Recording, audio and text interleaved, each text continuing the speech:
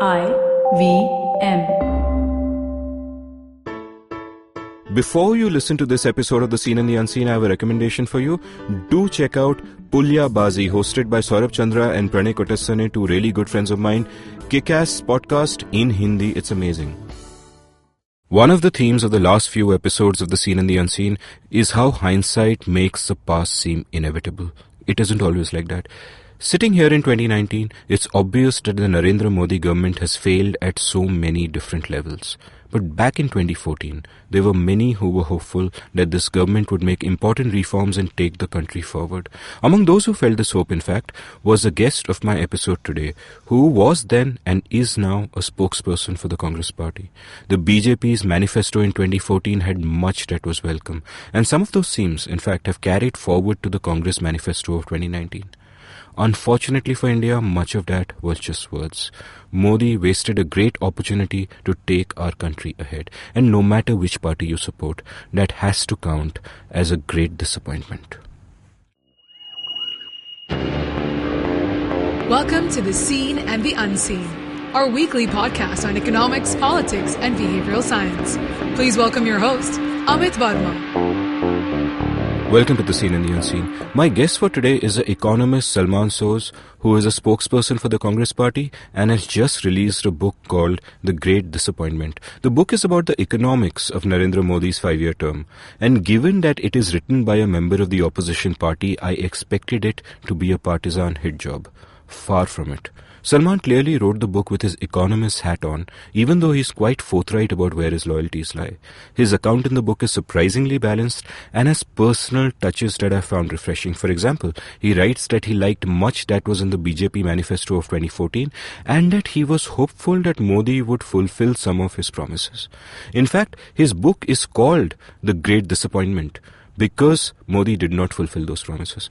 When I wrote to Salman to invite him for the show, I told him that I wanted to talk about more than just what was in the book. Many of the topics he covers, like demonetization and GST, have already been covered in detail in The Seen and the Unseen over multiple episodes. I wanted him to go beyond the economics of Modi's term, and I also wanted to ask him tough questions about the Congress party itself. Salman's response to this request can be summed up in 3 words. Ask me anything. And indeed, he gamely took on everything I threw at him. He told me what the UPA did wrong. He explained what Modi got right. He praised the Vajpayee government. And he even took on an awkward question about the dynastic nature of the Congress party leadership. Whether his answers convince you or not is a different matter, but I was enormously impressed at the sincerity and the intellectual honesty and the fact that a leader from a major political party would open himself up to difficult questions in this manner.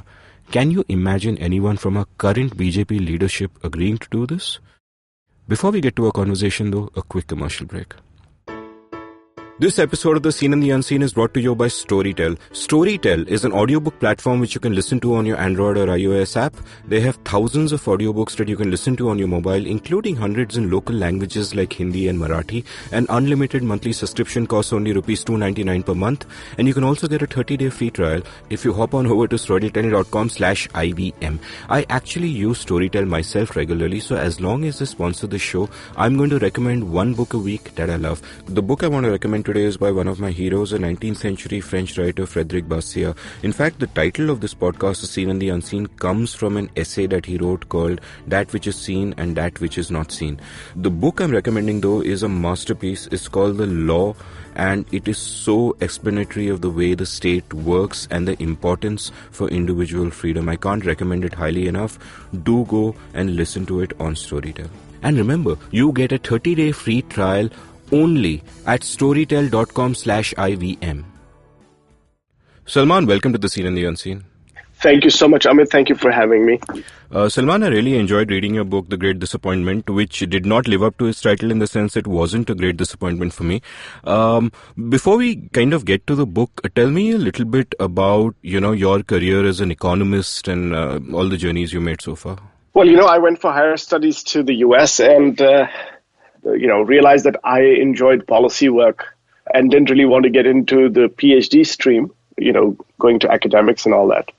So the World Bank was always one of those things that my father used to tell me about. You talk about the World Bank, the IMF, and GATT, those days we had the GATT, not the WTO. So he always thought of me as an international civil servant. And, I pursued that and somehow landed up at the World Bank, passed around my resume quite a bit, and then, started doing... In fact, my first assignment at the World Bank was about evaluation and the importance of results in development work. And after all these years, now I feel that there's a lot more emphasis on what the outcomes and impacts of programs are as opposed to just the inputs, because we used to focus so much on inputs earlier. So in the World Bank, I've done a lot of different work. I worked on strategic issues. I worked on I worked on natural disasters and how to manage their impacts, and I've actually led teams in Europe and Central Asia. I worked on forming international partnerships. So a lot of different stuff. But then, eventually when I moved to India in 2011, I quit the World Bank because I thought that, there are plenty of people with my kind of background in the US, and I wanted to kind of do more work in Kashmir and in India. I thought this international exposure to policy work would probably help there. So, I took, in some ways, I kind of took that kind of lens and moved to India. And of course, the reality on the ground is very different from what you see from Washington. So it was very, very, very interesting experience. But I actually started delving more into India's political economy, which I found to be very interesting. And of course, India's challenges are, immense. And so, I think that's how I kind of meandered around and ultimately landed up working on India, writing about the Indian economy, and eventually writing this book. And now you're part of the Congress and you're one of the spokespeople. And, one thing that sort of I wonder is, Harry Truman once spoke about how he would like one-handed economists, because economists keep saying, well, on the one hand this, on the other hand that. And, so as an economist, obviously you're trained to look at every side of an issue, to examine all the nuances and so on. But in politics, especially I would imagine if you're the spokesman of a party, sometimes you have to stick to a simple narrative. You can't do on the one hand this, on the other hand that. How do you reconcile those different challenges? Well, yeah, I think that is a significant challenge for people, especially who come with my background. But first, I come from a family where politics was already kind of ingrained in us. My father has been a politician for decades. He was a member of parliament for many, many terms and also a minister. So I think I've seen it up close. But when you join a political party, which I did in 2013 or so formally, and then you're asked to represent the party and its views, of course, you do get kind of taken into this one-way kind of communication, so to speak. But I think the way I dealt with this was basically stick to facts as much as possible. And so I kind of focused on data. So my big thing was I'll try and use data to make my argument. And I remember in the run-up to the 2014 election, I used to, face a barrage of questions on the economy, on inflation, fiscal deficits, and this thing and that thing. And what I would rely on is, UPA's growth story, its poverty reduction story.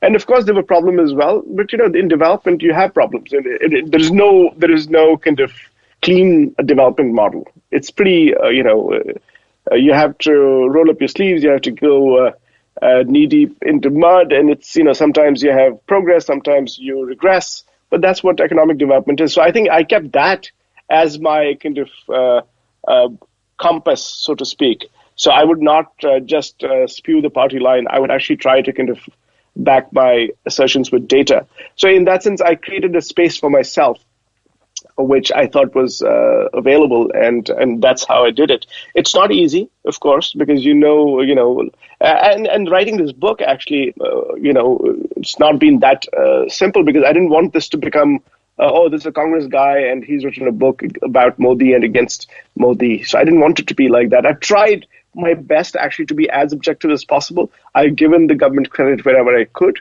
but for the most part, I really feel the title reflects what I see about this government, even though you disagree. In fact, others have told me that they don't agree with the title, but for different reasons. No, when I was actually kidding. What I meant was that reading the book was not a disappointment for me.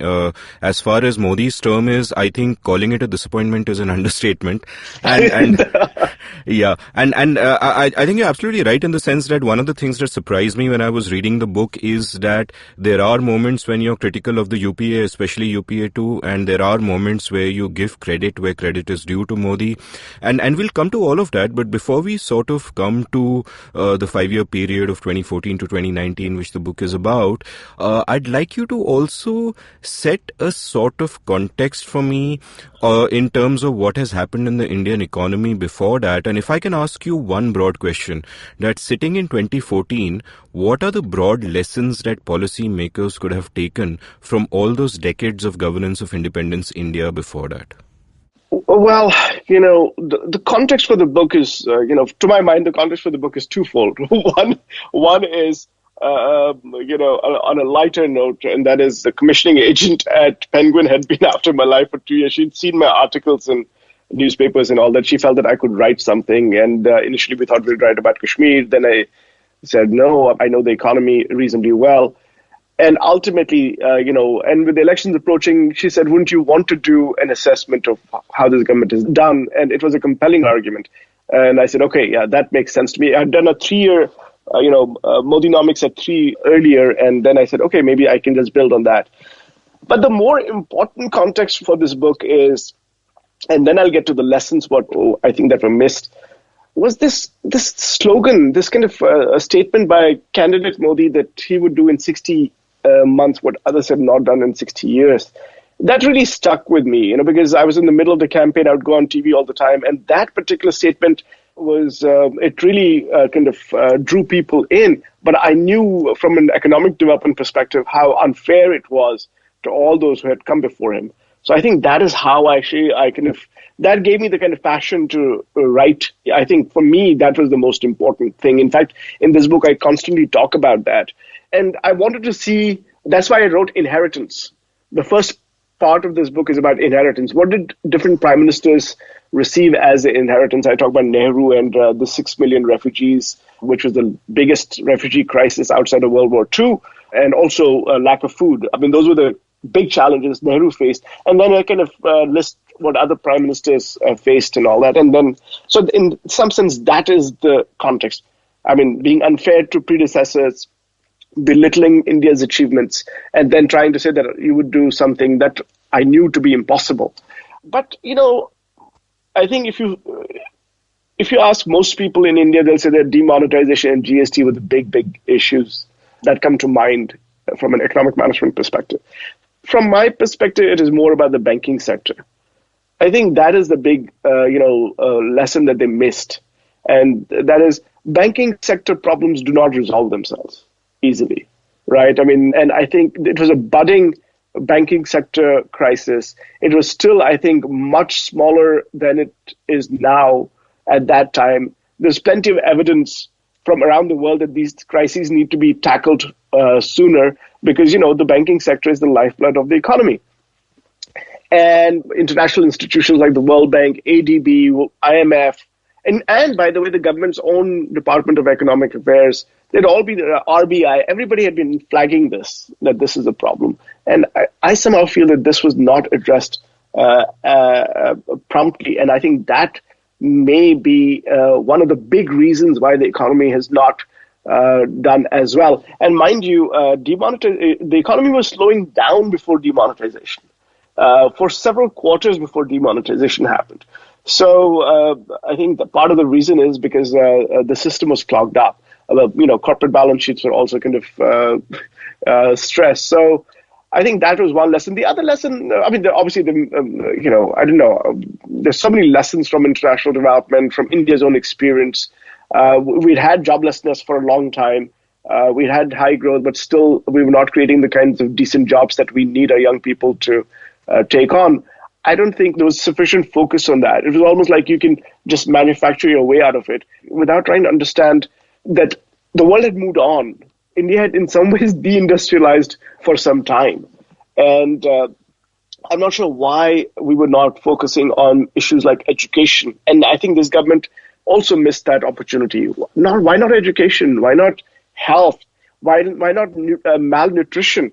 Swachh Bharat is very important, but malnutrition is what gives you productive citizenry for the future. So when you have such a mandate, when you have, when a wealth of experience, and we're still not doing the things that we need to do, I'm frankly puzzled. So I don't know why. I think the kind of, in my question, the kind of lessons I was referring to were not the specifics which we'll come to when we talk about the period, the 5-year period, Modi's term, but more about broader lessons. For example, much as Modi criticized Nehru and in fact blames him for everything, he seems to have the same command and control approach to the economy, which is perhaps not always apt, as you point out. And, you've written in your book about, in your section on Indira Gandhi, you cite Bhagwati and Panagaria and about how the state's dominance over economic affairs cost India in those years, 65 to 75, when India's per capita grew by 0.3% per annum. GDP growth during that period averaged to 2.6%. And eventually, that mindset was thrust aside, and, there were some reforms in the 80s and then more in 91, obviously forced by liberalization, sorry. So my broader question was that in terms of mindset, in Modi's rhetoric, it seemed that he had made a lot of those shifts. Like you pointed out, he branded himself as a sort of a Thatcherite conservative and whatever. But in his actions, none of those really manifested. He had the same command and control mindset. He had the same top-down view and, the importance of the state and economic affairs. In those sense, what are the lessons that you would have liked to have seen? What are the lessons that other policymakers had learnt but Modi hadn't learnt or internalized? I think it's not about learning lessons, in the sense that, we know that there are lessons, there are people who will learn them, others who are just not, prone to learning those kinds of things at all. And I think Modi was never a decentralizer in Gujarat, right? I mean, Modi was a strongman in Gujarat. That's how he did things. He was this decisive, so-called decisive leader who was going to basically will everything into shape, and he managed lots of ministries, and that's how he thought he would manage India. And in fact, I talk about this centralizing instinct, I think in maybe the third part of the book, where Panagaria basically talks about how, Modi did this and that, and he was really focused on getting projects moving and all that. Whereas I was thinking that, he was centralizing things because that's what he knew. That's who he was. So it's not as if he was suddenly going to change. I personally believe that once you're beyond 30, you're not going to change your core habits. So I don't really think anybody should expect that he would somehow decentralize power. And I think the lesson for us as citizens and also as observers is that, it really a lot depends on who's running the government in a country like India, where we have a parliamentary democracy. At the same time, we look to someone to lead us. And here we have someone who does not believe in the kind of decentralization that India needs, because India is too vast, too diverse, too complicated for any central force to run. In fact, my other research, which I did not kind of incorporate in the book, was about the role of states. We talk a lot about the center. We don't talk enough about the states. It's easy to say that the Congress party, what did you guys do for 60 years? Or meanwhile, for the last 30, 40 years, the Congress has not been present in big states like Bihar and UP, where BJP has been present in fits and starts in these kinds of states, and in Madhya Pradesh and all this. So a lot of India's progress is about states. It's about districts. It's about the village level. And I think that's where Prime Minister Rajiv Gandhi had the correct instinct.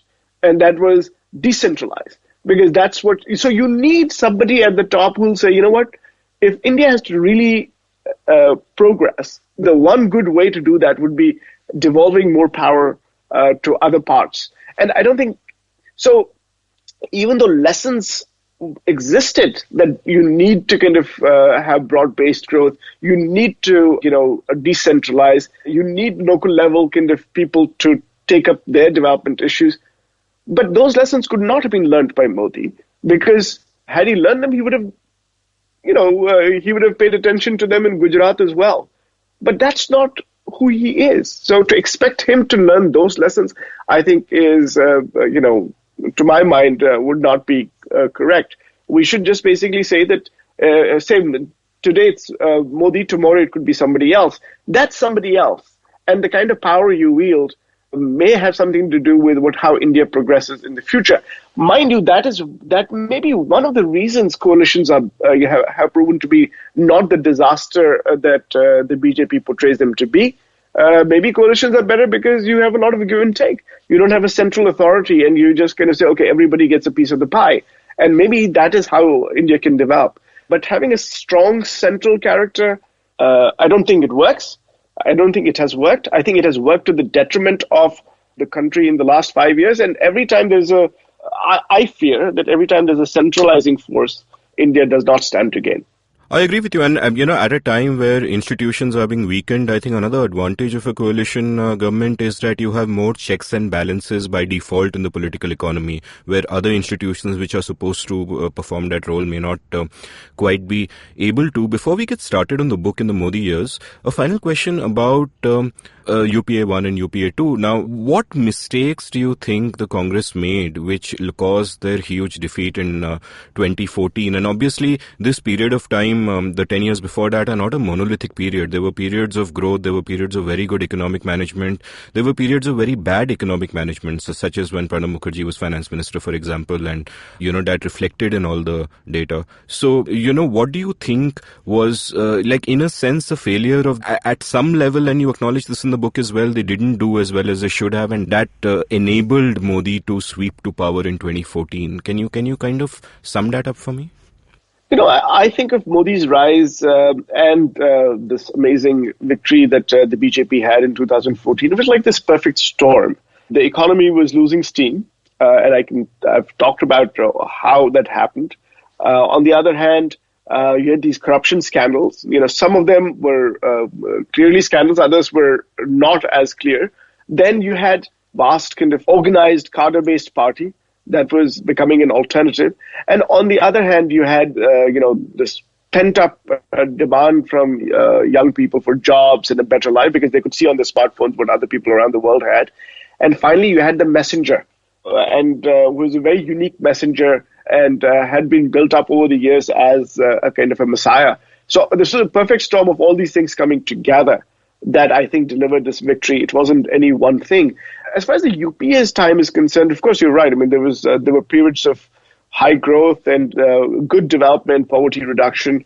But I think, to my mind, when we look at the 2008 crisis and the response to that, of course, the response to that was a pretty big fiscal stimulus at that time. By the way, not, as I record in the book, not as big as what the US did and what China did. But of course, we did not face the same severity of the crisis as they did.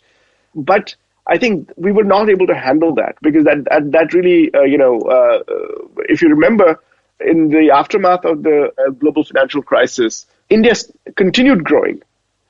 And then it kind of, I think it was a sugar high in some ways. And it was hard to sustain sugar highs, right? So I think that was a problem. Of course, that, there was inflationary issues, fiscal deficit. And, unfortunately, the way we manage fiscal deficits in the country, and this was true in our times too, and more, I think, so even in this government's time, you'll take one government-owned entity and then take up a position in some other government, take up the government stake in some other entity, and then you say we balance the books. And, I think those kinds of things ultimately hurt India or hurt an economy. The other issue is that even we did not focus on, what would sustain progress. And to my mind, and here Amartya Sen has been talking about it all the time. And I know he gets a lot of brickbats from the right.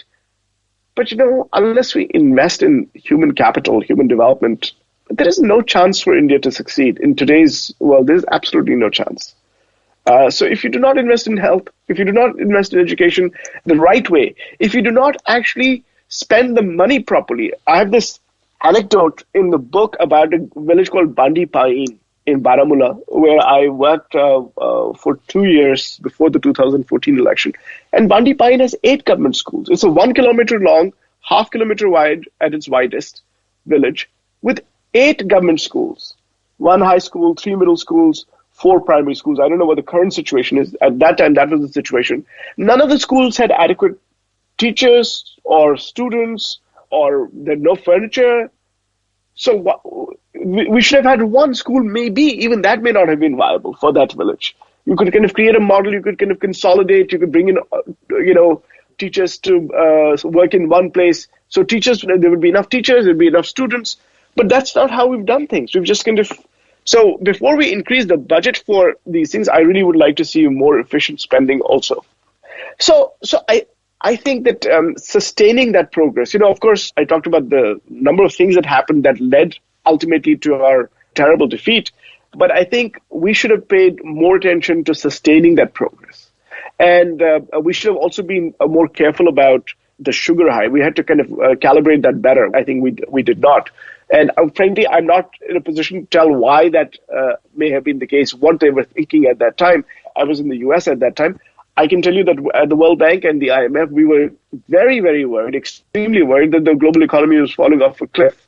And everybody was panicking, frankly. So I can imagine that in India, the policymakers must have been wondering, what can we do to stave this crisis off? And they did what they did. But I wonder if we put enough thought into how progress could be sustained. Maybe we could have gone with a slightly lower growth, and then that meant a smaller fiscal stimulus. Maybe calibrated that better. Of course, the scandals that hit us. I mean, that is something that. And the other thing is that if the scandals hit us, where is the accountability? So I think that we don't really have accountability mechanisms that really, we should have something, right? I mean, something happened. And, but even this government has not been able to kind of hold people accountable. So I think it's all about political kind of maneuvering then. So keeping people bogged down. But I'm afraid that's not the way, India can reach its potential. I just don't. I had a recent episode with Puja Mehra recently where, we spoke about the political economy of those years in a fair bit of detail. I'll put that link on my episode page for the listeners. Just a brief detour on education while you were talking about that. I think one thing that both parties have consistently got wrong on education is something that, in fact, you referred to at the start as something that, the World Bank taught you not to do, which is to focus on inputs instead of outcomes.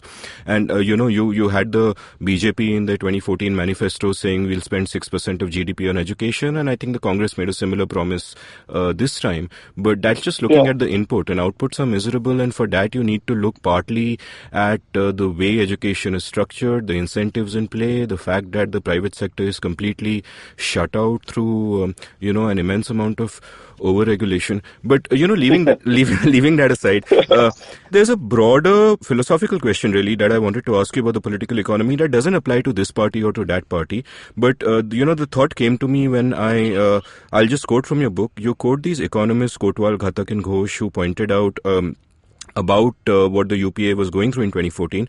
Quote, it is a unique misfortune for any party to be charged with both crony capitalism and unbridled welfarism. Stop quote. And, the thought that struck me here was that this is actually an inevitable accusation for any government because of the imperatives of politics. On the one hand, you have interest groups who have funded you, whom you have to satisfy, so crony capitalism seems inevitable. And on the other hand, you need to buy vote banks, or you need to appeal to voters, and the populism that leads to welfarism also seems inevitable. So just as a broader question, not as a member of one party or any party, because I think this is a dilemma that the whole political system faces, how does one get past this? The analogy to this is the following. When you talk about somebody who's a reformer, they say, do you want reforms? Do you want someone who's a pro-business person, or do you want someone who's a pro-market person? From my perspective, pro-market, right? You don't want to be pro-business. You don't want anybody to be pro-business. You want somebody to create a level playing field. You want markets to flourish, and then people can compete. That is what I've learned in my life. That is what my training is at. And I think evidence indicates that is where people should be. Make these markets, let them grow, let them flourish, and let people compete. Don't try to pick winners. Don't try to support one business versus another. Similarly, as far as, You want to promote capitalism, yes. But crony capitalism is this kind of disease that is just not going to allow you to make decisions that would help you become a pro-market reformer. So it's all very well to say, we need funding and we need funding to kind of fight elections because that's what we need. And then we can, once we are in government, we can kind of do welfare politics. The trouble is, it doesn't really work that way.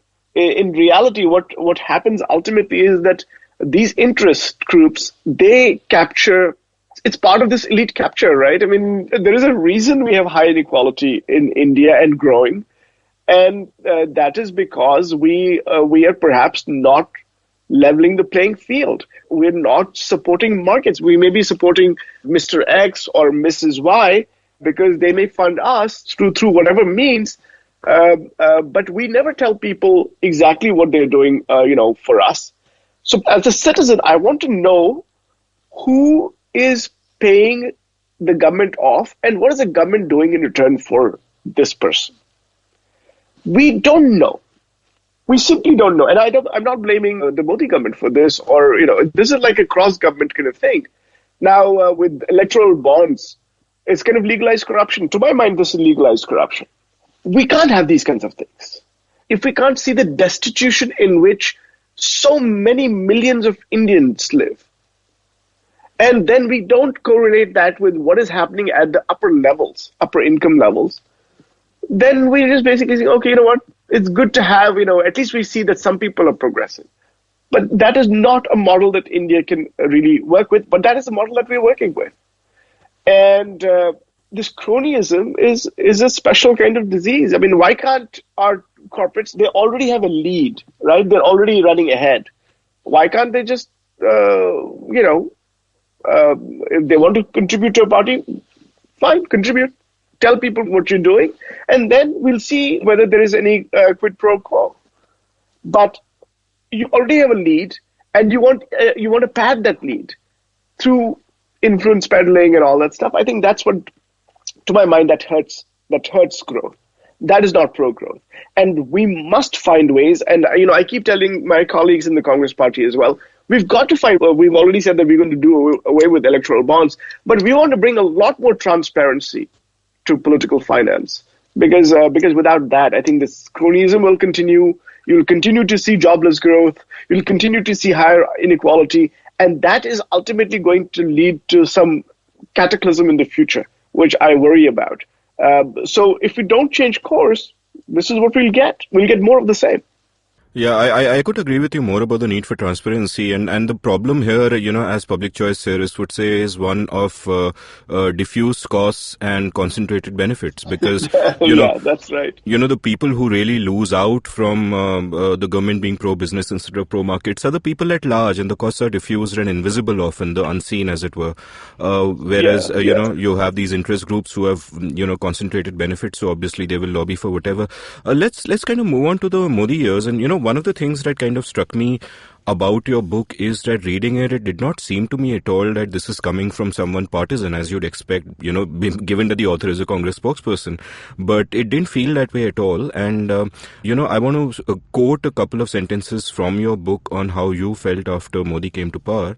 Quote, "I, for one, was certain that transformation was around the corner, given Modi's sweeping victory, the massive defeat of my own political party, his oratory and genuine popularity, as well as his stature as the undisputed leader of the BJP." Stop quote. And later on in the same page you say, quote, "The secret is out. Despite serious reservations, I wanted Modi to succeed in transforming the Indian economy. I also hoped he would rein in the worst impulses of his political support base that were damaging to the country." Stop quote. And the basic thesis of your book which you set out is that given what he promised, what he has delivered is a great disappointment, which of course is true, and you make that case very well. But all of this also seems to indicate that you actually liked some of what he promised. Yeah, I mean, of course. I mean, the talk was of reforms. The talk was of transforming, the economy in ways that, basically taking a different trajectory. So, whenever you hear about reform, somebody like myself who's been trained in this area, and, we always hope that leaders come in or governments come in and they enact the kinds of reforms that are needed. Because in India, of course, we still are looking for some of those reforms. So I think those kinds of things one couldn't disagree with, right? I mean, they talked about the banking sector had problems. They talked about fixing those problems. I mean, who could disagree with that? They talked about ease of doing business and how they wanted to improve on that, and who could disagree with that? I mean, because you knew that those are the kinds of things that are needed. So the rhetoric was, a lot of the rhetoric was good, right? I mean, who would disagree with streamlining a food supply chain, from the farms to the dining table? I mean, the rhetoric was great. It was excellent. And that is what I, was saying, yeah, agriculture needs reforms. I mean, that's where so many of our people are employed, and that needs reforms.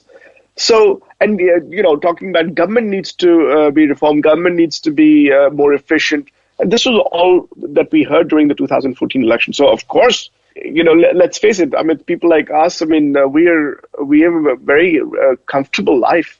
But there's so many millions of people who are very, very poor. They are like second-class citizens, and there's very little hope for them. And then you have something where you say, okay, you know what? If the economy does well, if the growth is broad-based, if it is inclusive, these people have a chance that if not them, at least their children will see a better life. That's what you want. That's what you aspire for. That's what you aspire to. That's what it's always dream of. And I think in that sense, yeah, I was very hopeful. And that is why I kind of call it the great disappointment, because those things did not pan out the way I had hoped they would.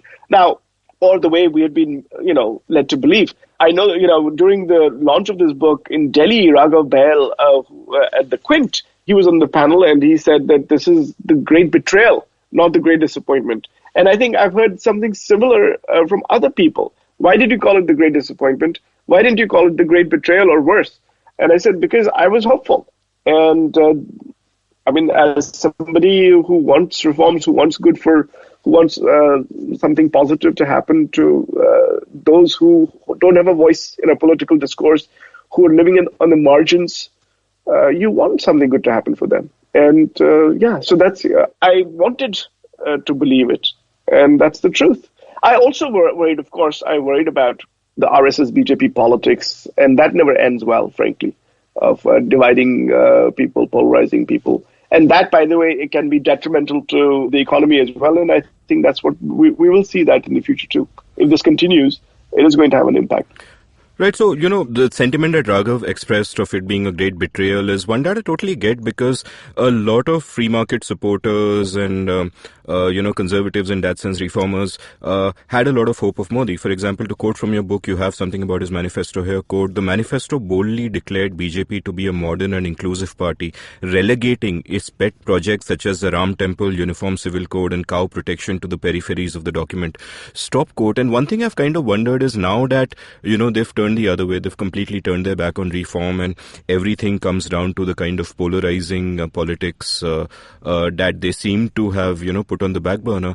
What I'm wondering is that why this rebranding as a conservative Thatcherite in the first place? It was obviously a false rebranding, but what drove the rebranding? Was it the wishful thinking of free market supporters like Raghav, or was it his own shrewd positioning? And if he was repositioning himself in that way, I'm a little confused about why, because there aren't too many of us. So, where did he see the advantage in that?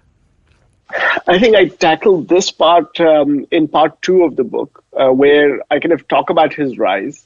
And, I've written about this, and others have too, that, Gujarat, it isn't as if when, under Modi, Gujarat was so exceptional that Gujarat was never like that. Gujarat had been growing at high rates for a long time. And, but of course, Modi somehow, there was this, I don't know, I found all these disparate kind of loose kind of connections to people kind of coming up with this idea of, there's a reformer, he's doing great things in Gujarat, the Vibrant Gujarat Summits, and he's a limited government guy. And I talk about, actually there's an interesting Google Hangout that I mentioned with Sadanand Dhume and Milan Vaishnav and Mehra Sharma and James Crabtree. And they're all kind of debating this idea whether this guy is a Thatcherite or is he something else. And But there was an effort. And I think the effort it was in some ways, to my mind, it was about evolving a different image. I mean, of course, Modi's image had been tainted by Gujarat 2002. And I think there was a concerted effort to kind of build him up as something different and maybe even somewhat liberal, somewhat, he's a reformer and he wants an efficient government. He's anti-corruption. He talks about bringing in power supply. He talks about daughters. So I think there was clearly an attempt, and I think some people did it because they wanted to help him, and maybe that was part of the rebranding. Others maybe needed someone to latch on to. Like, I think, frankly, Bhagwati wanted to basically say that, yes, finally we have someone who understands us. Maybe Bhagwati went with that hope that this is what I've been advocating. There's a guy, who talks like this, at least. And maybe this guy is truly a reformer, without going deeper into whether or not he was a reformer or not, and also sidelining what his past was in 2002 and before that. So maybe there was hope for people like Bhagwati, because they've been desperately looking for someone who is right of center in a country that is deeply left of center, or has been for a long, long time. So I don't know, maybe it's a combination, a concerted effort to refurbish a tainted image, and then also hope on the right of the economic spectrum that we finally found somebody who is our own. And I think that did not really work well. And one of the things that is almost poignant in a sense for me is that a lot of these supporters who might have supported him for good reasons at the time, once it all began to unravel, they continued rationalizing their support for him. For example, Bhagwati wrote an article in support of demonetization after it happened, and demonetization had a bunch of other cheerleaders who really should have known better, because Econ 101 tells you that that's a disaster. And which is kind of sad. But in general, like you said, you were hopeful at the start in 2014, and so were a lot of other people. At what point did one begin to realize that it wasn't as, there wasn't so much reason for hope? Like, you have a quote in your book from Pratap Bhanu Mehta, who writes in 2015, quote, "Instead of clarity, there is confusion. You get the sense there is no coherence to the economic narrative. It will swirl with the wind, not giving confidence to anyone." Stop quote. And things have already changed by then. When did you begin to realize that all this was just rhetoric and nothing was going to happen? I think for me, it was, I don't know. I mean, I can't really pinpoint the date because I felt that the honeymoon didn't last as long as I thought it would last, frankly. When he went into the land fight, remember they started going after the Land Act early on. I wasn't quite sure, whether it was a reformist move, or was it because it wasn't being done at the behest of some particularly large groups of businesses. So I wasn't sure about that. For me, I think when I saw the first year didn't seem like anything special, because there was nothing, I would have liked to see, even then, a little bit on the banking sector. I didn't really see a lot on that. And I think there was this move to kind of get stalled projects moving.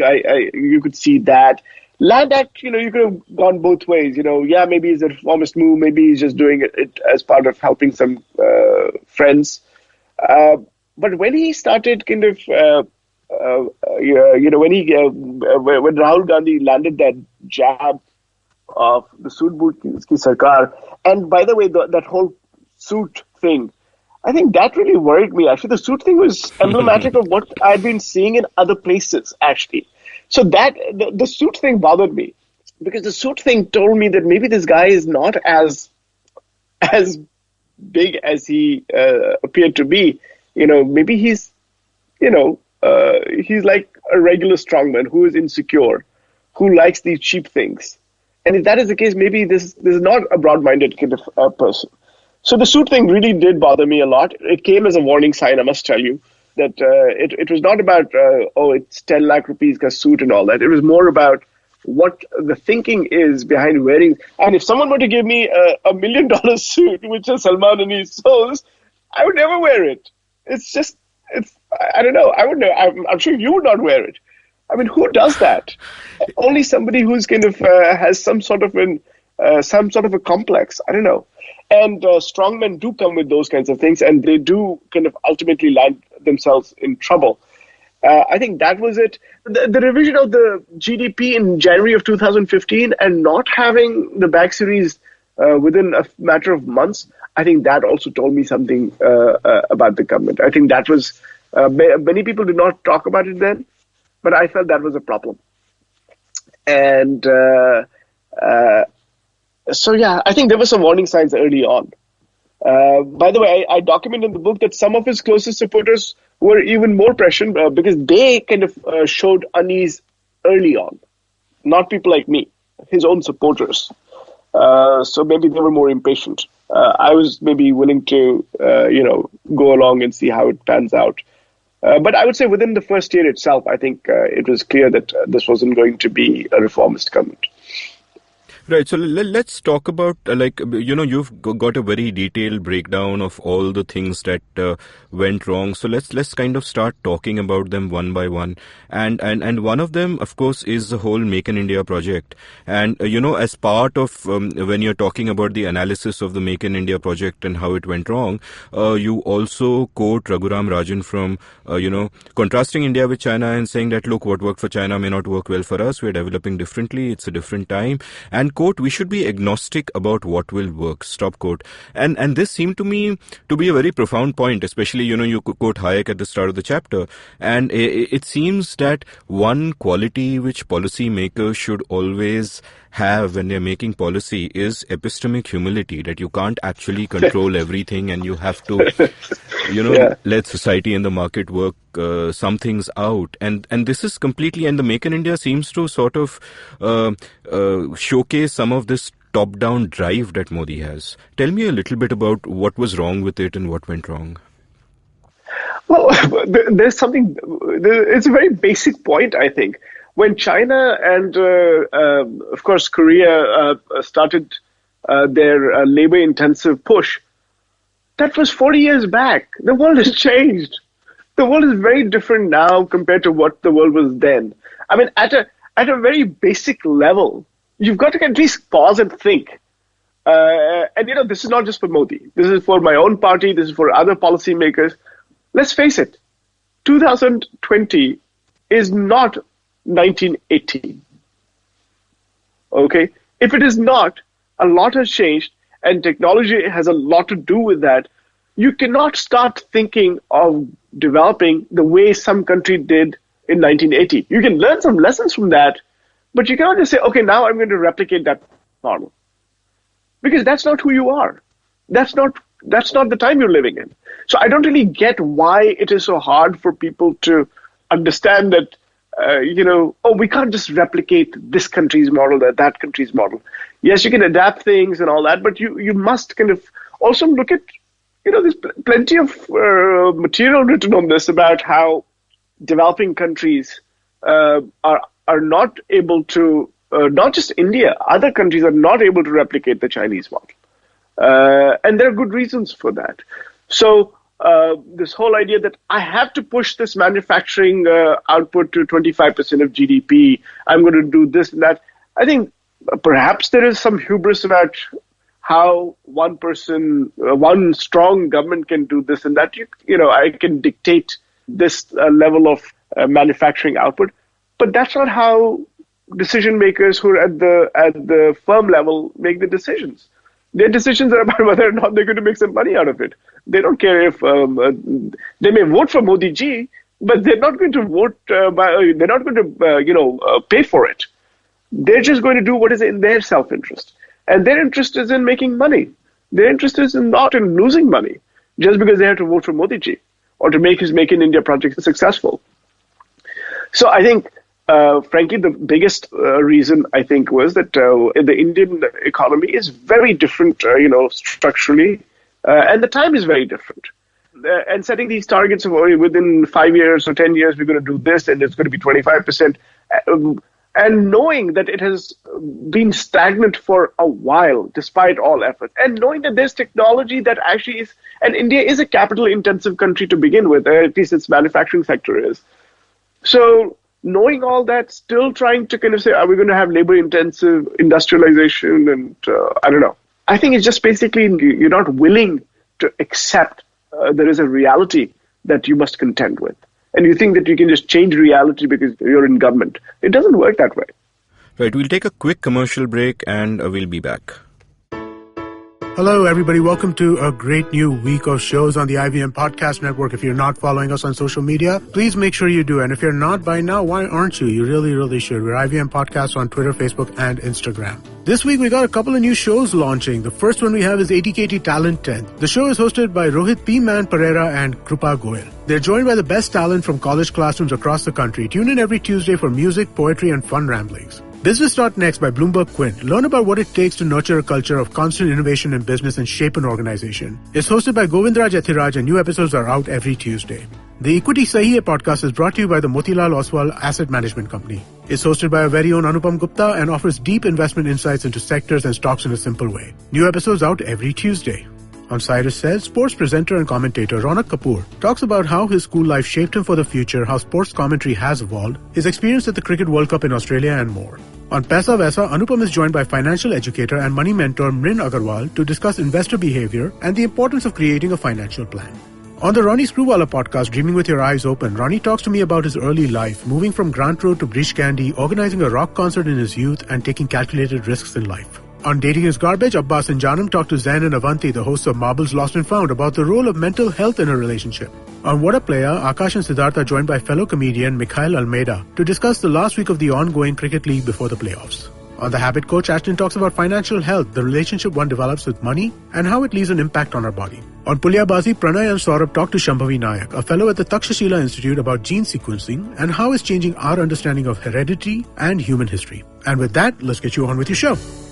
Welcome back to The Seen and the Unseen. I'm chatting with Salman Soz about his book, The Great Disappointment, and how Modi let all of us down. You know, another opportunity missed perhaps by the Modi government was, which you mentioned, was a remarkable windfall they got with the low oil prices. Like in your book, you talk about how between 2011 and 2014, crude prices averaged $108.5 per barrel. Between 2015 and 2017, they averaged only $59.3 per barrel. And the Modi government could have chosen to pass this or a significant part of this to the consumers so that we would have more money to spend. But he didn't. Tell me a little bit about this. Yeah, actually, I'm a little puzzled by this. You know, of course, I mean, there are deficit hawks because people believe that fiscal deficits can land you in deep trouble. That was the experience after the global financial crisis. And, of course, you want to protect the macroeconomic situation. But, you know, like I talked about earlier, you know, when the UPA was in power and perhaps the fiscal stimulus ended up being too much. In this particular case, I think the fiscal restraint was just too much. I mean, you think of what was going on. And, you know, I've spoken about this earlier in other conversations. In 2014 and 2015, there were two successive droughts. When you have successive droughts, what is the policy framework that you employed? You actually went with the minimum support prices that you had. You actually kept them, you know, pretty low. The growth was pretty low. In fact, Surjit Balla wrote a column on how this is amazing, and it's kind of, you know, in fact, there's, he was very happy. So when you have a demand compression, your policy response at that time was that it was contractionary. Then you had this great windfall, and the Prime Minister called himself Nibala. Wonderful, fine. Of course, it's helping you lower your inflation. It's helping you maintain your fiscal deficit at reasonable levels. You're going on the glide path towards a 3% fiscal deficit target. But then why do you take this entire windfall and take it for the government? I don't really get it. It's not as if government spending is very efficient. I mean, I would get it if government spending was more efficient than household spending, but it isn't. I think we all know that. So what I thought should have been done was, because the economy was, facing some headwinds in terms of the agricultural sector not doing well, you kind of say, you know what, we'll loosen the purse strings a little bit. We'll keep some of the windfall, but pass some of the windfall over to consumers, let them spend. But instead, what they did was they actually, this was a second contractionary policy. So it was exactly the opposite of what I felt should have been done. So you took MSPs and, in some ways flatlined them. Then you took the oil windfall and you basically kept it for yourself. And of course, I'm sure wasted a lot of money. And sure enough, your investments were not doing well anyway. Your exports were not doing well anyway. And of course, you charted a path towards demonetization.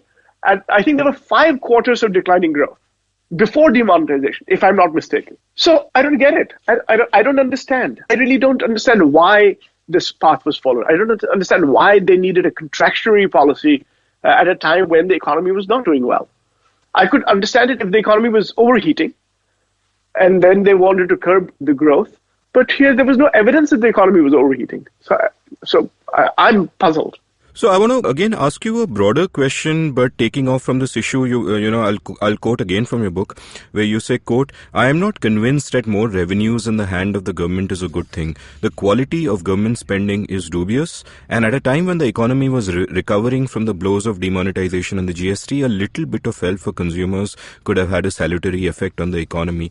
Stop quote. And I was very struck by this sort of first line of more revenues in the hands of the government not necessarily being a good thing, because very often you see governments, especially the Modi government recently, boasting about higher tax revenues. And whenever I hear that boast, I always think that, hey, that's a bad thing, because you've got more money passing from the productive part of the economy to the parasitic part of the economy. What is is that your general philosophic view, or did you mean it only in this context? No, I mean, look, I mean, it's a tricky part for me, right? I mean, on the one hand, I do feel that government spending can be pretty, is relatively inefficient, especially in countries like India. In many other countries, it may be somewhat inefficient, but it's also, you provide the kinds of services that people really need. And so it's kind of a social contract, right? I mean, you pay me money, I deliver you certain services, and the government has a role, of course, the public sector has a role. And I'm happy to, by the way, note here, just a bit of a plug for the Congress manifesto, that we talk about the role of the private sector as a lead for investments and growth, the government being in a supporting role for the provision of public goods. Now, in India's case, I think there is plenty of evidence which suggests that the government doesn't spend money well. So to say that, now we have a lot more money to spend unwisely, I think is, not a good thing. In fact, I think we've created this whole environment where we say, everything is corruption, everything is black money, everything is bad. And I think that is hurting the economy, frankly. Because, when you have money in the hands of people in a country like India, where government spending is not very efficient, I think it's okay. I think that's where you might create opportunities. In fact, if you leave more money in the hands of people and let them make their decisions, and you as government actually really let them do their work, get out of the way, India might actually progress faster. Because India is not Europe. India is not America. India is India. India's government systems have very limited, I think, implementation capacity. So in that kind of a scenario, I think letting the people do their own heavy lifting might be better. So I'm all for leaving more. I'm not convinced by the argument that the government should have more revenues and then we'll do amazing things. Because if that were the case, then the money that the government had would be spent much more wisely, and we would not have, 8 government schools in Bandipain. Or, by the way, we would not have a middle school right in the heart of Baramulla town, where there were 9 kids in 8 grades and 12 teachers. I mean, so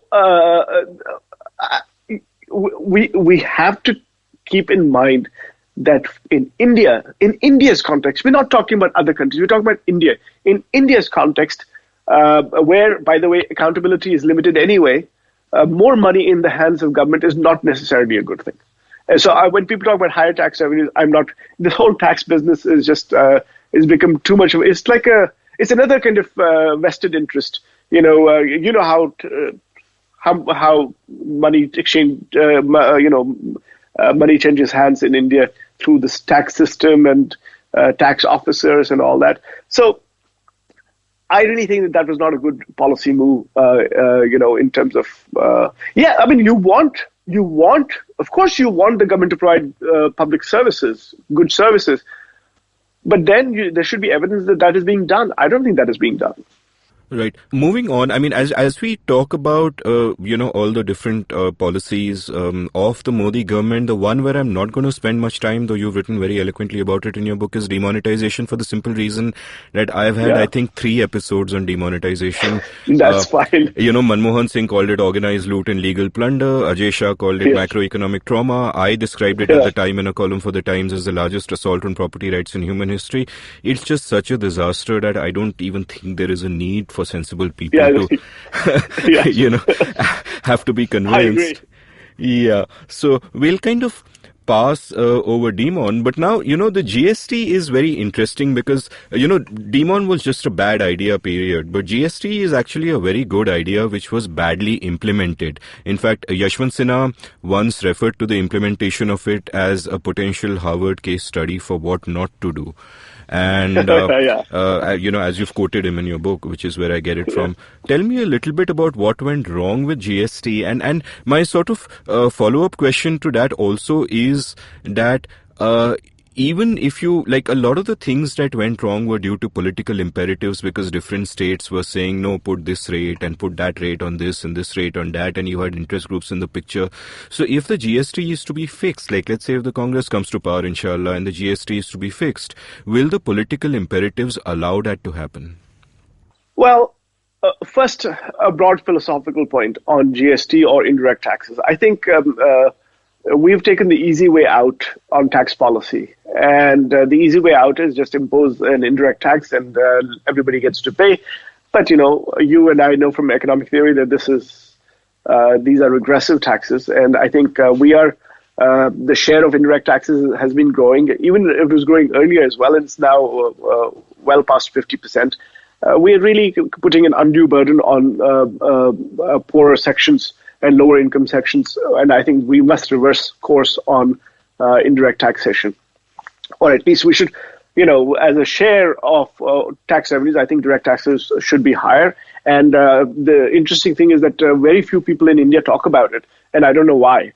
But be that as it may, the GST, again, it goes to look at the state. The state has very limited capacity, and then you're asking the state to implement a tax system that is inherently very complicated because of all the different rate structures you have, additional kind of cesses and other things, and what is this and what is that, what rate do you apply here? You've got to, keep things a little simple. And they called it the good and simple tax, but it was anything but good and simple. So the other thing is that I don't think enough homework was done in terms of how other countries have. I think we refuse to learn from other countries. It's almost as if we know everything. We don't know everything. Malaysia, by the way, had been trying to implement this thing, and their GST, they prepared their, I think there was a preparation time of about 18 months, maybe longer, from the time they took the decision. Here, we're just kind of, I think they spent more time on kind of figuring out how to do a midnight parliamentary session to roll this out than they did in trying to figure out whether the technology backbone would really work. There's a wealth of information on these kinds of taxes from around the world. Look at what the experience has been. But we spend much more time debating whether we should have it or not have it, and far too little time to discuss how it would be done, what would make sense. And it was almost as if just do GST and you'll have a 2 percentage point increase in your GDP growth. Honestly, I think many of somebody would talk about Goldman Sachs doing a report and saying that this would be a bump of this much to growth and all that. I think people were far more enamored of that. Oh, GST is going to come and suddenly everything is going to be okay. I think this, for the next government or for future governments, the lesson is, the pretty much whatever you do things are not going to pan out the way you had hoped for. Now, the thing is, what exactly should you be doing in advance to plan and, see the kinks? But actually, we should have already kind of seen what happened. If you think about demonetization, I don't want to go back to the details of that crazy policy, but how they implemented even that. They implemented that bad idea, terrible idea, in a terrible way. Kept coming up with new notifications and changes. They did the same for GST. Of course, in GST, now you have this council and everybody says, this pet food of mine should be exempted. That thing should not be exempted. So this is a crazy kind of crazy tax in a very kind of to be implemented by a disorganized bureaucracy with a low implementation capacity. And what can go wrong? Everything can go wrong. And that is what happened. This acted as yet one big, huge speed bump for the economy. I don't think we can come out of this anytime soon. If it continues this way, I'm not confident that this is going to increase. I don't think this is going to be good for the country, frankly, if they continue with this structure. This is a crazy structure. It needs to be disbanded or abandoned. By the way, some other countries did abandon their GST as a whole. Forget reforming it. They just abandoned it. It's a very, you have a country that is so diverse, and then suddenly you're trying to, reform the system, and you try to do it in one fell swoop, and without any planning, without any proper planning preparation, you'll have a disaster. That's what happened. One of the areas in which people had a lot of hopes of the Modi government was privatization. You heard a lot about how we have so many PSUs, and people would draw graphs of, here's how the number of PSUs have increased through the decades, and they've actually increased even more. And, my good friend Sadanand Dhume, you've quoted him in your book, summing it all up, and I'll quote him as well. Start quote, "In effect, India's privatization program has become a dodgy accounting exercise in which one government-owned entity buys stakes in another, rather than an attempt to streamline the economy by selling unproductive assets to private bidders." Stop quote. And this is really so bizarre because at least in privatization, one assumed that there were a lot of low-hanging fruit that they could just get rid of, and they did absolutely nothing.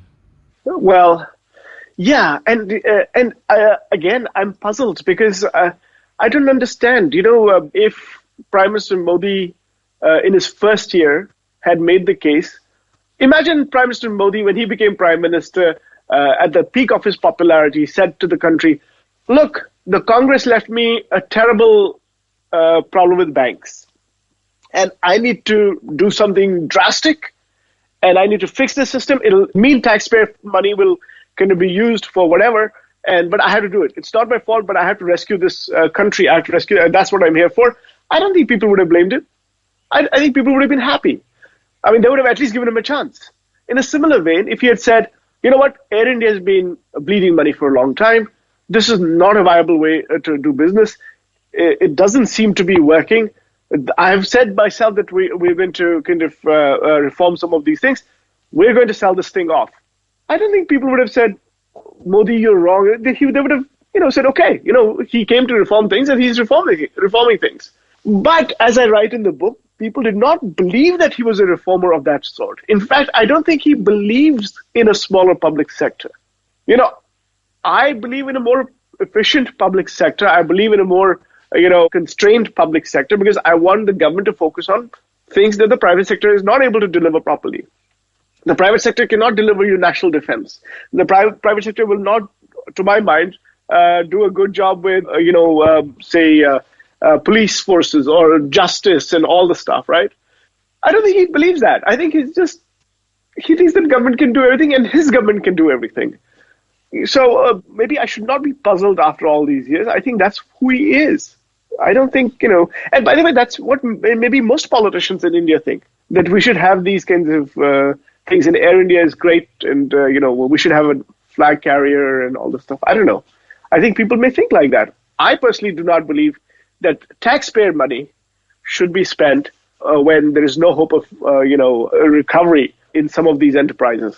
Now, there are some things where you really need big public sector kind of giants to kind of do certain types of businesses. They can be strategic in nature. Other countries have them too, and they seem to do well. Some of them are doing well in India as well. But I can't make that case for most of them, I think. So if I can't make that case for most of them, you know what my feeling would be about disinvestment.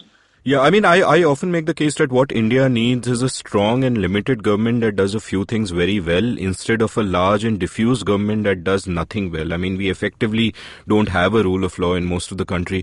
You know, I did an episode recently with Puja Mehra, who's also written a book brought out by the same publisher, The Lost Decade. Yeah. She talks about the Modi years, and the point that she kind of makes was that it was political imperatives that caused him, number one, to move away from reforms, because many of these reforms were complicated thing around which you couldn't build a simple narrative. So, why bother if there's no short-term political payoff?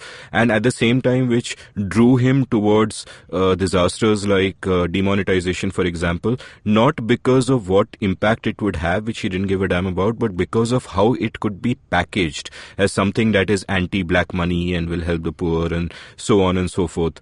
And how far do you think Modi was driven purely by political imperatives and that was responsible for what has happened? I think Modi is nothing if he's not a political animal. I think clearly politics plays a large role in the decisions he's taken. I think in that sense, Puja is right. Politics did drive, say, demonetization because it was packaged as a hit against black money and all that. Then, the question is,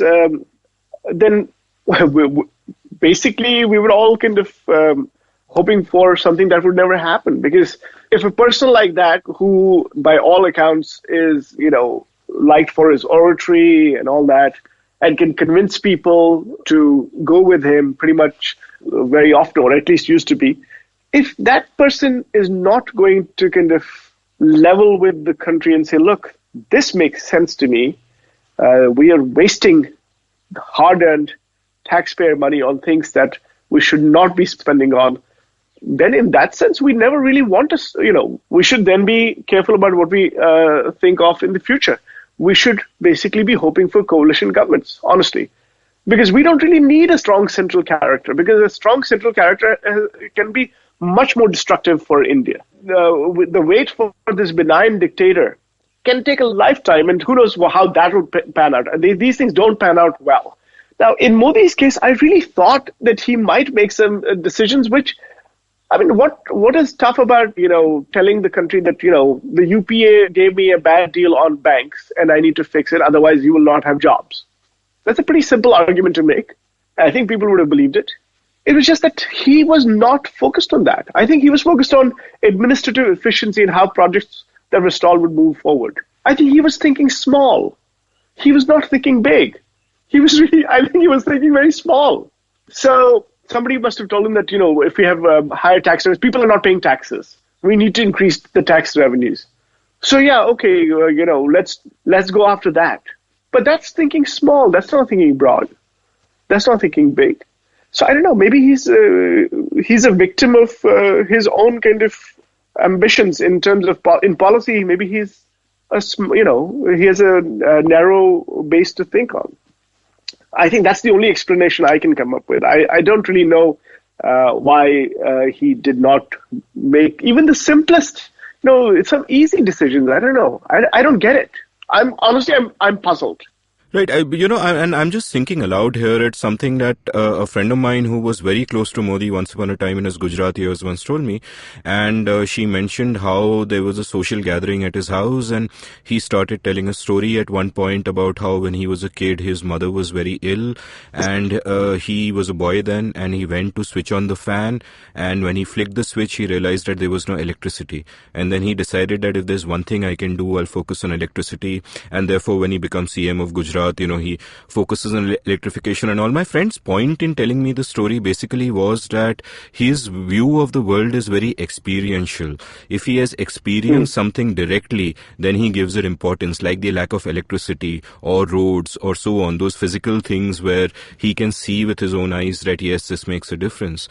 But for a man who doesn't apparently read too many books either, when it comes to higher abstract concepts, which you need to grasp when you talk about how an economy functions, especially when so many of the fundamental economic truths you and I know, like all trade being positive sum instead of zero sum, or spontaneous order, the way markets organize themselves.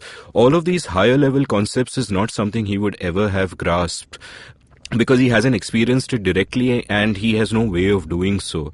And for this reason, I sometimes call him the Aankho Dekhi Prime Minister. And again, I'm just speculating here. Do you think there is something to this that, I mean, in the sense that a politician therefore also needs to be well read and well versed in abstract ideas so you get a better sense of all of this? You can't wing economic development. This is far too complex. I mean, anybody who basically decides to do demonetization has clearly not spent much time thinking about policies and their implications. I think you're right. You may find it easier to say, look, there's open defecation. I'm going to build more toilets. We need more girls' education because that's what I've been told is, we need more girls' education. Why aren't they studying? Or there's no bijli here and I would need to kind of flick a switch so that there's power. I think, yes, but in today's world, policymaking is so complex. There's so much going on. There's so many, you press one button and something else goes wrong and then you're trying to control for that and you can't control for that. And, not everything is in your own kind of hands. You'll have quantitative easing in the US that'll have an impact on your currency. That'll have an impact on flows of capital. So you need, obviously, no single person would have all that experience, clearly.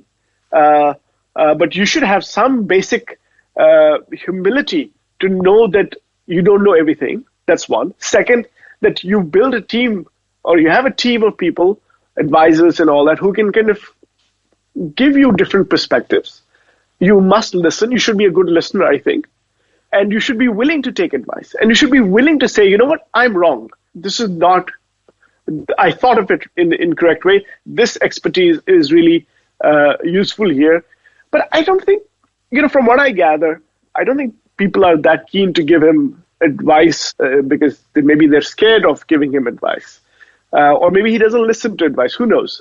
I mean, if you can do demonetization without taking the RBI or your finance minister into confidence, which is alleged, then you know that we're in trouble, right? I mean, so, yeah, you may be right about this experiential kind of instinct, making policy based on that, because those are things that you can do, you can deliver. But in terms of, if you cannot, in economic development, in governance, in policy making, you have to have a broad-based team who can actually help inform you, who can help educate you. And, that would be anybody. It's not just, tomorrow, Amit, you could be the prime minister of the country, but even you would need tons of, support, no matter how broad-based your economic training has been. So I think in that sense, he too, I think needs a lot of help. I'm not sure he thinks he needs it, but I do think he needs it. I mean, yeah, as I said earlier, I think the most important quality for anybody in a position of power is epistemic humility, and that's something that we've kind of consistently lacked. You've got a couple of great chapters on what the policies and programs of the government were and what the results were, and I'll just encourage all my listeners to buy the book and read that. There's some great detail in there. I want to sort of stick to broader questions, one of which being, what did he get right in that time? I know that's a hard question. I think to my mind, some of the things that I think he deserves good credit for is something like bringing attention to Clean India, right? Swachh Bharat. I think that kind of personal attention and relentless attention, I think that's a kind of a national level kind of, forget what happens on the ground and all this, just creating awareness. I think leaders should be creating awareness about issues of national importance. Educating the girl child, Beti Bachao, Beti Padhao. These kinds of things these are things that are aspirational in some ways for a country like India. And it's good to kind of, for leaders to kind of wear their kind of thoughts on their sleeves in some ways and say, look, this is important to me. I really want, and especially if you're a popular leader and you use your popularity to kind of bring awareness, because a lot of the times we're simply not aware. Despite all the smartphones and technology and everything, most people, we get used to seeing things from our own perspective. We never kind of, it's hard for us to kind of, look at things from a broader perspective. And having a leader like that talk about these kinds of issues, I think is very, very important. And I think it's very helpful. So I would say on these kinds of issues, I have kind of in my book also kind of said that, yes, he's talked a good game and he's kind of led on these, and I think he should get credit for these kinds of things. Coming up with these indices for cities, which one is clean, which is not, may not pay immediate dividends, but ultimately may prove that there's some competition and, maybe may help cities to kind of, take pride in the work that they're doing in terms of keeping the cities clean, creating a more welcoming kind of environment for people. He's talked a good game on tourism, and but in terms of ease of visas and all that stuff, making India feel more welcome. But of course, the flip side is that we need to do a lot more on safety. I think that has fallen by the wayside because we need our police is still a force, not a service. And I think that it's both a positive in terms of trying to create a better image for India, but at the same time, not doing the basics that are needed. So, that's the kind of, I sometimes get frustrated by this whole good talk, aspirational talk, and then under delivery of the basics. I think that's where I feel a little bit of frustration with the government. But there are other things too. They did finally push through IBC. Yes, they did the GST. Of course, the GST is a mess, but at least, he was able to push it through. Now we'll have to kind of, now we have it in the constitutional framework, and now we can kind of maybe do wholesale reform, or not once and for all, but at least in a major way. I think IBC happened a bit late, in my view. But even then, I think IBC is now hampered. The bankruptcy code. I don't know how well that is being implemented right now. I don't know, but at least, he moved on that. Ease of doing business, I think, frankly, they're trying to game the system. Genuine ease of doing business would be when everybody around the country would feel that, yes, it's easier to do business. I don't think that's happening. I think because there's more coercion these days, I'm told, on businesses than used to be the case. So even though the World Bank has recognized India as having done a lot on ease of doing business, I think that may be more through gaming the system. Putin once told his officials that he wanted Russia to be in the top 30 by a certain number of years. And I think they're all scurrying to figure out how they would do it within the stipulated time, and they did it. So, when you have the threat of Putin hanging over your head, you can do that. And I think in Modi's case too, they managed to game this. Managed to game the system a little bit. But honestly, I don't think there's a lot that I'm happy about. I really think this is a missed opportunity. Really missed opportunity. And people like you and I will be okay.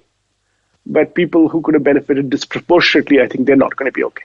So before I ask you about, the state of the economy today, just a tangential thought. I mean, obviously you're right about, when I saw the EODB, these things, I figured that, wherever there are metrics, they can be gamed. So this is like an evolving game where you have to keep taking the metrics deeper and deeper. But so here's a tangential question, because you mentioned the IBC, the bankruptcy code, that where it's apparently at is that while the IBC is a welcome reform, where we are stuck is that state capacity simply isn't enough. So now because of state capacity not being enough, you're kind of stuck. Now, you're someone who could hopefully, maybe be in government one day and in a position to carry out reforms. When you are in that position, besides the immediate considerations of the political economy, do you also have to take into account whether there is enough state capacity for those reforms to happen at all? Oh, yeah, absolutely. I mentioned it earlier. India is... We've limited capacity. We talk about our civil service officers and how hard they're working and all this stuff. But for the most part in government, and by the way, when we talk about government, we're not talking about just the central government. We're talking about state governments as well. The public sector has very limited capacity. So when you try to implement things, it takes so much more effort, so much more time. I was just recently visited the Hoover Dam in Nevada in the U.S., Nevada/Arizona. The Hoover Dam was built from 1931 to 1935, in just around the time of the Depression, in 5 years roughly. There's a flyover, and Hoover Dam is huge. There's a flyover in Hyderpora, Srinagar, which was built over 7 years. The length of the flyover is maybe about 1 kilometer, less than that. It's not even a flyover; it's a kind of an overpass. Hoover Dam, 5 to 6 years, and this flyover, 7 years. A small little thing. This flyover was built in the 2000s. Now imagine where we are. look at the difference. Now, you can't say that we didn't have resources, because we clearly had resources, because we built the flyover.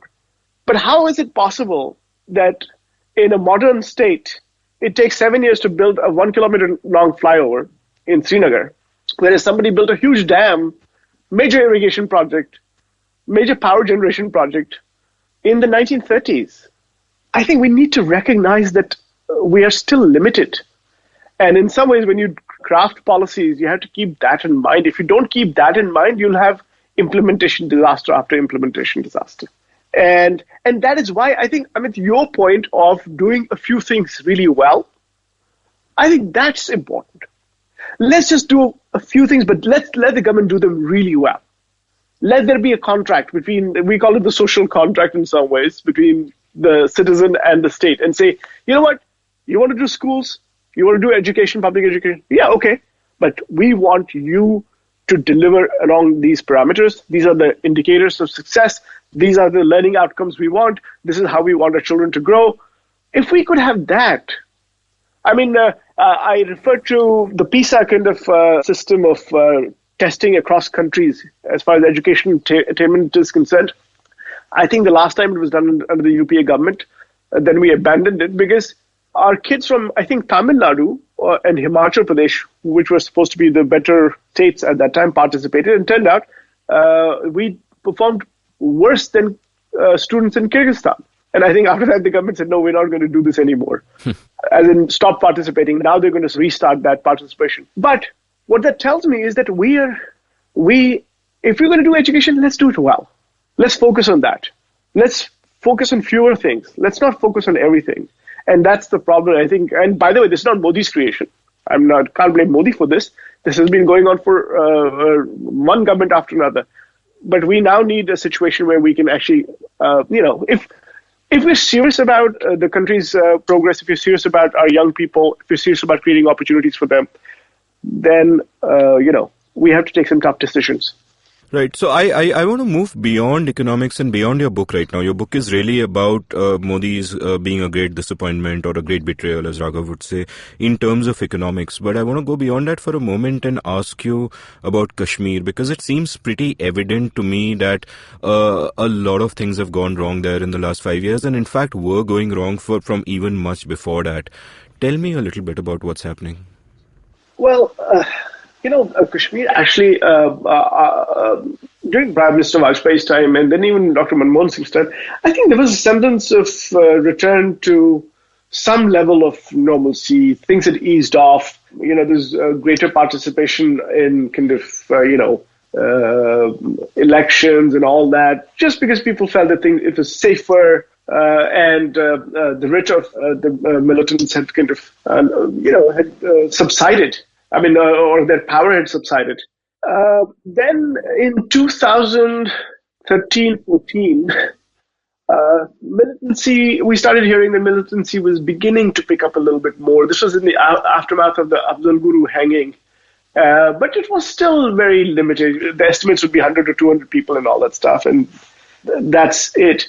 Killings had come down, civilian or soldiers, fewer people were dying.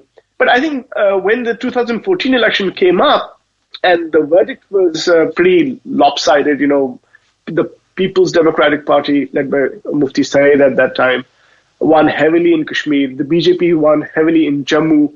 In fact, the Congress did not have a single MLA from the Hindu regions of Jammu, which was pretty astonishing. It was a total kind of polarized verdict.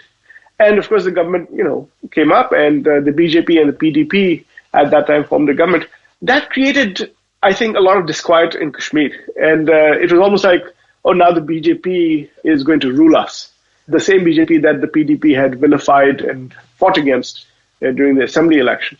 So I think the space for political discourse actually shrank. So again, there was polarization in that sense that militancy started creeping up. And if you remember in the last 4 or 5 years, the rhetoric on television and obviously political rhetoric has been pretty much about Kashmiris as terrorists, Kashmiris are terrorist lovers, this thing, that thing. I think it was this vilification campaign that kind of put Kashmiris in a corner. So in some ways, it was like, I'm not surprised that there's so much anger and resentment in Kashmir now There's more violence now. And because I think Kashmir suits BJP's politics greatly, personally. This is what I think. The Congress party has always had this philosophy that in J&K, the Congress party should not try to kind of bring in its central dominating kind of politics, because regional parties are better able to kind of deal with regional aspirations. And I think it's a very deliberate kind of thing. As far as the BJP is concerned, the BJP views Kashmir as a lever for national politics. It's the exact opposite of how the Congress sees J&K. So I'm not at all surprised by how things have deteriorated in Kashmir. And they have, more people. I mean, I think everybody's kind of seen the numbers now. More soldiers died in 2018 than in any year since 2008. So more civilians dying. There's no end to this conflict, and it's been going on for 30 years. I think the best hope was when Prime Minister Vajpayee was in control, and then also to some extent with the Musharraf and Manmohan Singh, that formula. But then everything since then has kind of, petered out. Things have gotten worse. And so I don't know. I mean, I think BJP has to be very careful in not making everything political. National interests cannot be, in some ways I feel that BJP doesn't think of, it places the party political interest above the national interest as far as Kashmir is concerned. And by the way, for that, I think it may be that BJP does not view the national interest the same way the rest of us do, because maybe they think that the state of the nation right now, this is not the nation they want. They want a different type of nation. So, if you don't think that this is the kind of nation you wanted, then you can place political interest above what we consider the national interest, because you're trying to get to a different nation state and this different national interest. So in that sense, it makes sense from their political perspective. It makes sense. Maybe they want a different India. And Kashmir suits that purpose. And also in the popular rhetoric these days, party is equal to nation in their rhetoric. So if you're anti-BJP, you're automatically considered anti-national. So Salman, now that I've got you on the show, I also have to ask you questions about the Congress. And the thing is, for a democracy to be healthy, you need a healthy opposition. And the decline of the Congress is something that has, I used to write against the Congress all the time when they were in power. And now, of course, I write against the BJP all the time because they're in power. But one of the things that has happened is in 2014, Congress declined massively to 44 seats, and the health of the party is something that is called in concern. And one of the things that dismays many of us about it is that unlike the BJP, there doesn't really seem to be an active grassroots and a cadre from which leaders spontaneously emerge. What you instead have is a continuation of a series of dynasties. Like, I look across the party today, even apart from Rahul Gandhi, you have Scindia and Pilot, and if I may say so, even yourself, who are part of dynasties. And, Rahul Gandhi himself used to talk about inner party democracy once upon a time, but we don't see that. And even if it was there, where are the cadres? Where are the grassroots? Okay, so these are actually two different questions, because first let's talk about the dynasty part. And you're right, my father, like I said earlier, has been a politician for a long time. And to be totally transparent, of course, when I joined politics, I got immediate recognition because of my father, right? Because they knew who he was.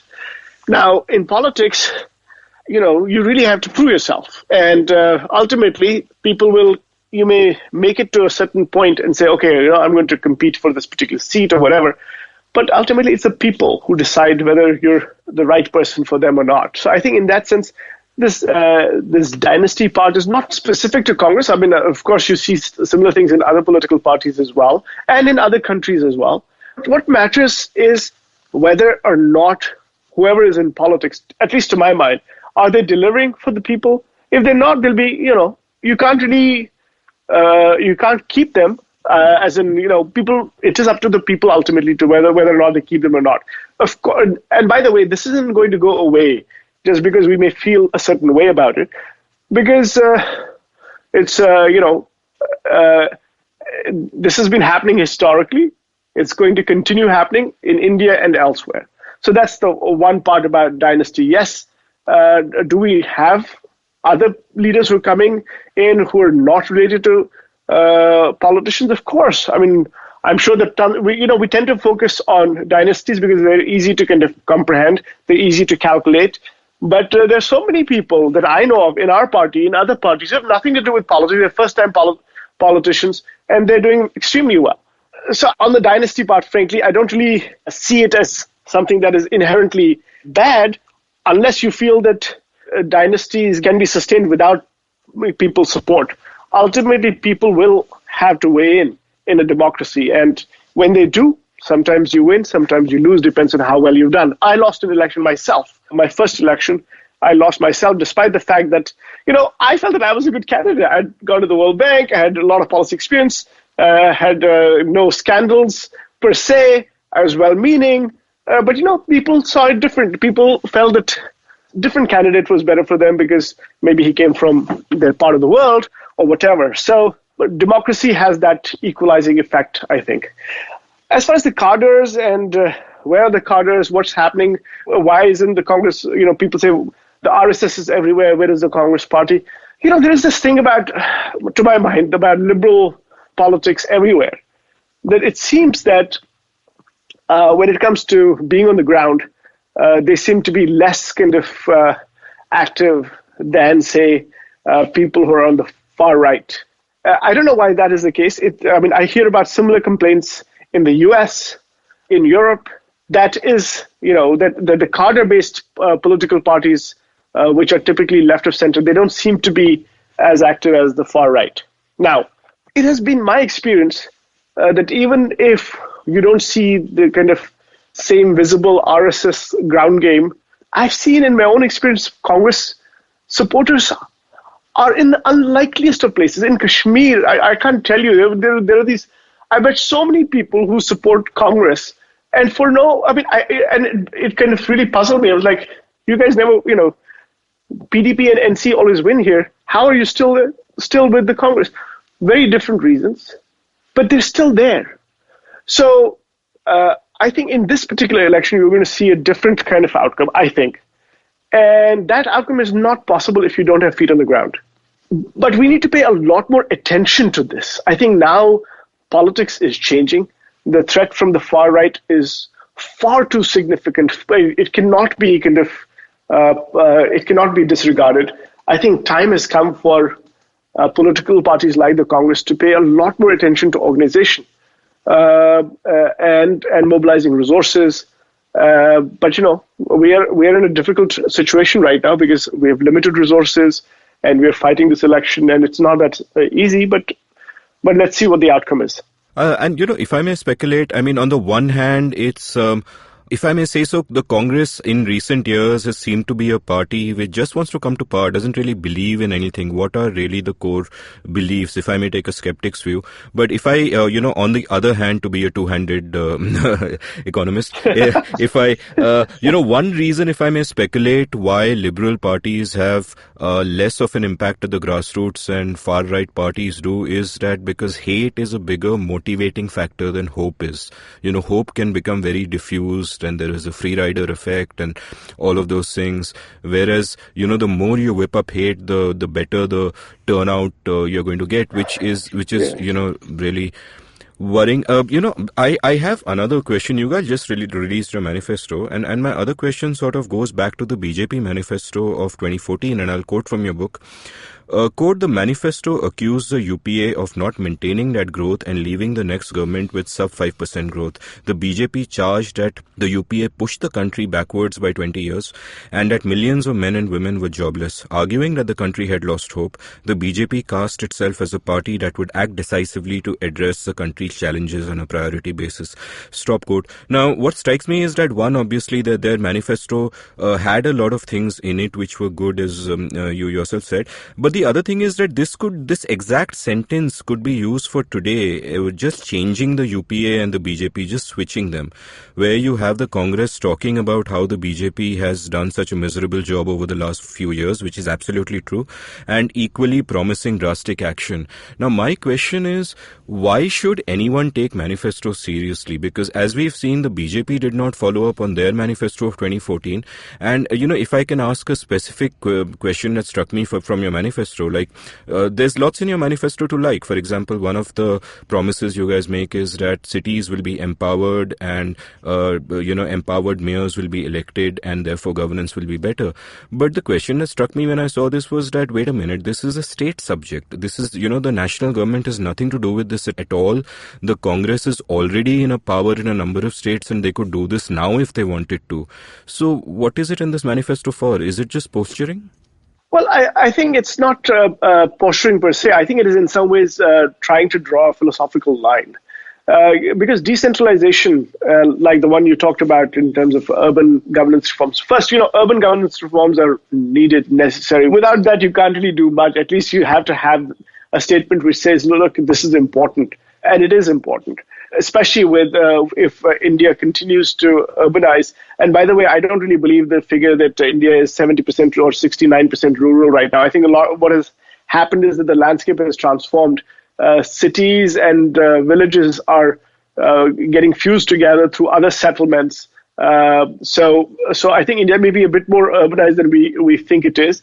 And for that, we need new governance systems. We do need decentralization. And in some ways, this is part of the Congress Party's core philosophy, going back to the 73rd and 74th Amendment, going back to what Prime Minister Rajiv Gandhi had wanted to do through Panchayat Raj and all that. So I think the aspiration remains.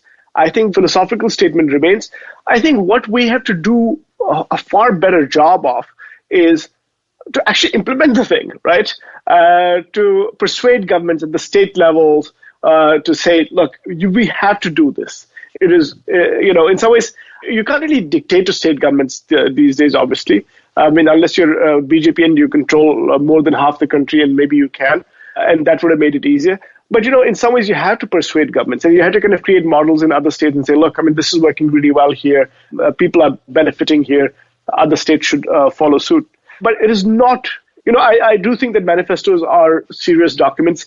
If you look at the BJP's manifesto also, they try to follow up on a lot of different things. But I think what, like electrification and this thing and that thing, but I think what BJP missed out on was the broader kind of policy reforms.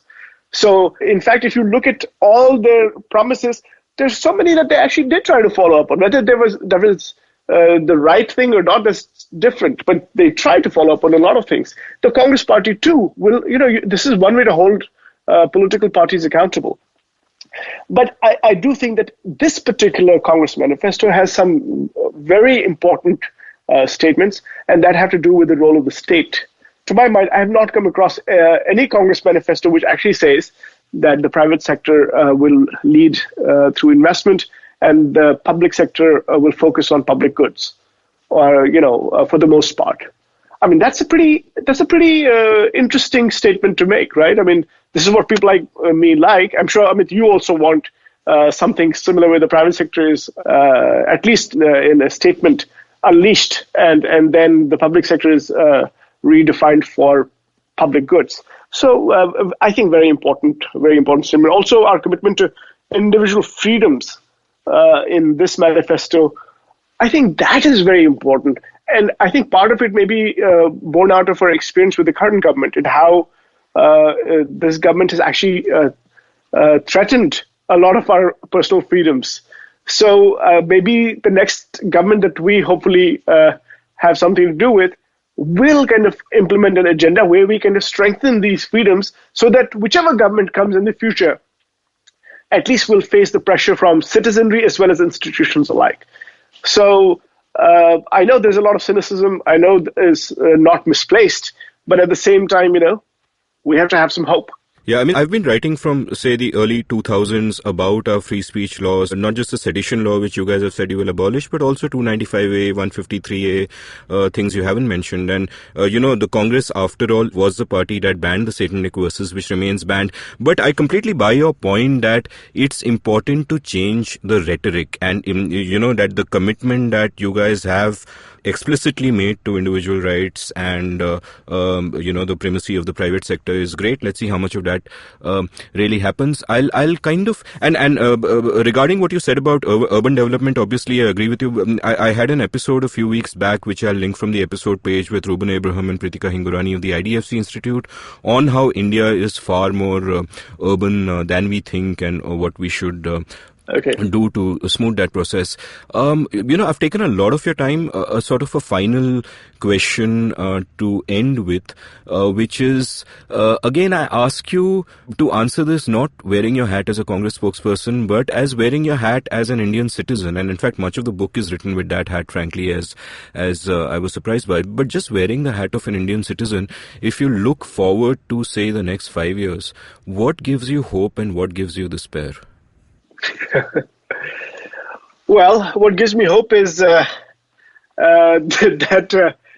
frankly, we've reached a bit of a crisis point as far as the economy is concerned. I think the inequality, the rising inequality, and the kind of lack of good, decent job creation, along with this demographic kind of imperative, I think is creating a situation where we have no choice but to act.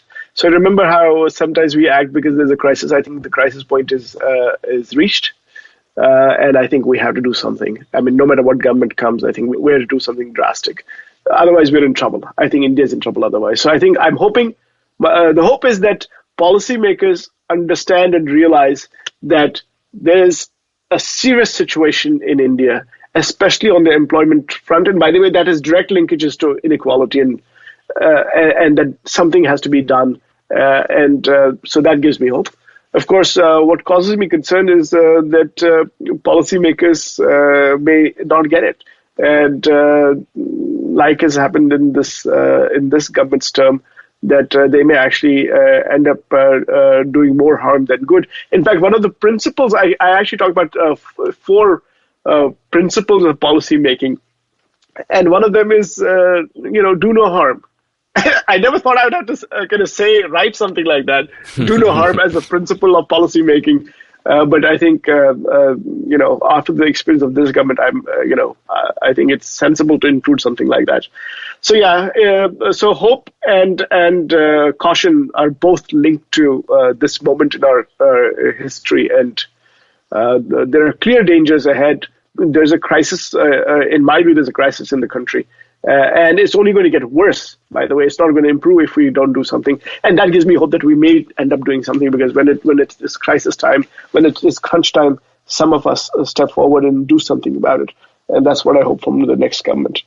Salman, thank you so much for coming on The Seen and the Unseen. I learned a lot reading your book and talking to you. Thank you so much, Amit. Thank you so much for having me. If you enjoyed listening to this show, hop on over to your nearest bookstore, online or otherwise, and pick up a copy of The Great Disappointment by Salman Soz. You can follow Salman on Twitter at Salman Soz, SalmanSoz, one word. You can follow me at Amit Varma, AmitVarma. The Seen and the Unseen is supported by the Takshashila Institution and Independent Center for Research and Education in Public Policy. The Takshashila Institution offers 12-week courses in public policy, technology policy, and strategic studies, and for both full-time students and working professionals. Admissions for the May 2019 batch are now open. Visit takshashila.org.in for more details. You can browse all our past episodes at seenunseen.in and thinkpragati.com. Thank you for listening.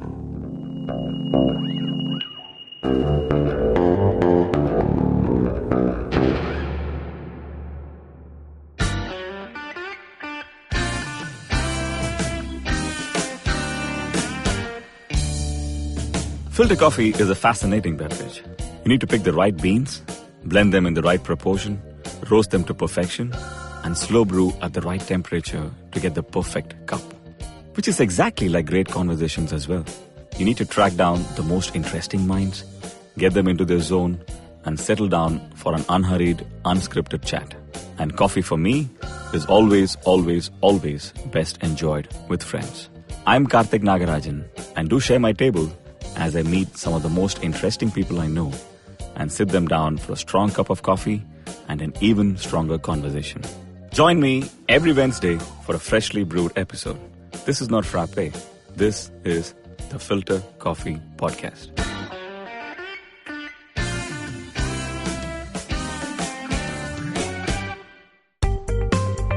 Hi, my name is Anupam Gupta. I'm B50 on Twitter. I am the host of Paisa Vaisa, a show that talks money. On my show, I speak to experts from every field of money and finance, from stock markets, equities, debt funds, credit cards, life insurance, every possible area of money and finance that you can think of. We even did an episode on cryptocurrency. I've got fantastic guests from mutual funds to personal finance experts everywhere. Robo-advisory, startups, just name it, we've got it. At Paisa Vaisa, we help you make smart decisions about money. You work hard for money. Now make your money work hard for you. New episodes out every Monday, and you can listen to my show on the IVM Podcast app or any other podcasting app that you have. Paisa Vaisa is brought to you by Paytm Money.